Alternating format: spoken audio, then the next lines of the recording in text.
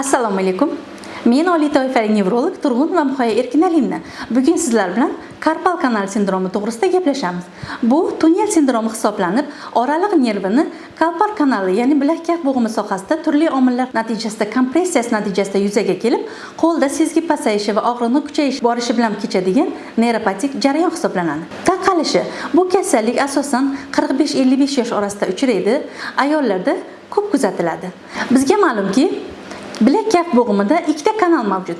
Karpal kanali, oraliq nerv joylashgan, hamda giona kanali, tirsak bo'g'im nervi joylashgan ikkita kanal mavjud. Karpal kanali bilak-kaft bo'g'imi sohasida joylashgan bo'lib, kanal chegarasini bilak suyaklarining distal qismi, kaft oldi suyaklari va kaft suyaklari tashkil qiladi. Kanal old tomonidan bukuvchi parda retinaculum flexorum bilan mustahkamlangan. Bu chegaraning ichida bitta nerv, oraliq nervi hamda 9 ta muskul joylashgan.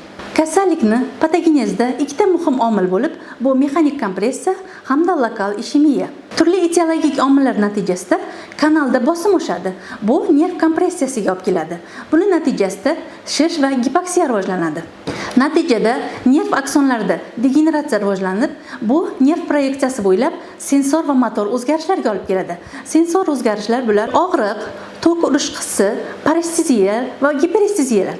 Motor o'zgarishlar: barmoqlarda kuchsizlanish, birinchi barmoq harakatida qo'pollashish, gipotrofiya va atrofiyalarga olib keladi. Karpal kanal sindromi rivojlanishida xavf omillari bular: jarohatlar, intensiv sport mashg'ulotlari, professional omillar, vibratsiya bilan uzoq vaqt davomida ishlash, kompyuter sichqonchasi bilan uzoq vaqt davomida ishlash, homiladorlik, endokrin kasalliklar, bular akromegaliya, qandli diabet, amiloidoz va buyrak yetishmovchiligi, alkogolizm, bilak-kaft bo'g'imi paylari tendinovaginiti va o'smalari sabab bo'lishi mumkin.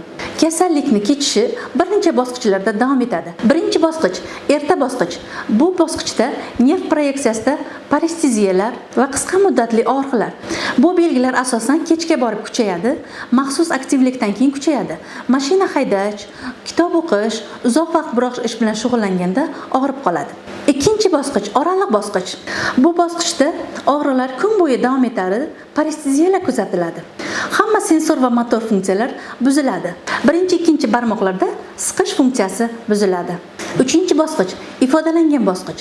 Bu bosqichda tenor va gipotenor sohasida gipotrofiya va atrofiyalar kuzatiladi, motor va sensor funksiyalar buzilgan bo'ladi. Karpal kanal diagnostikasi klinik tekshiruvlarga asoslanadi.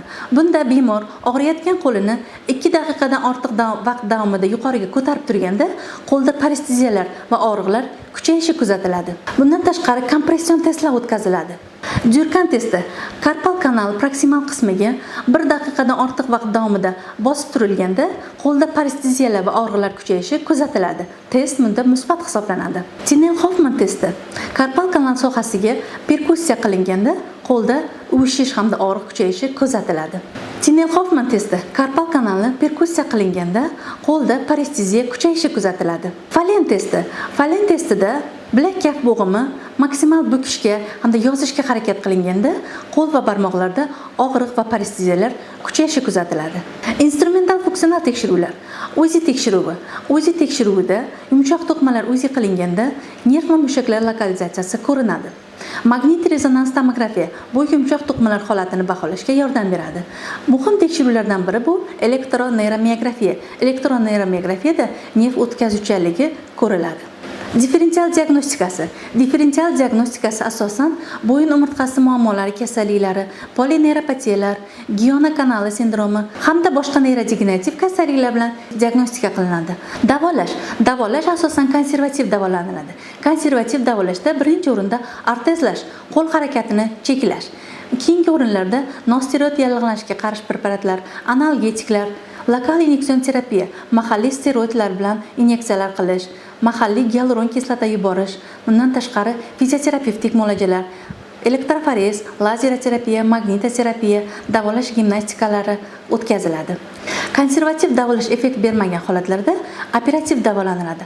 Operativ davolash asosan dekompressiya qilish, karpal kanalini kengaytirishga qaratilgan operatsiyalar o'tkaziladi. Karpal kanal sindromining asoratlari kasallik uzoq vaqt davom etganda birinchi, ikkinchi, uchinchi barmoqlar kontrakturasi hamda nekrotik o'zgarishlar kuzatilishi mumkin. Salomat bo'ling, sog' bo'ling.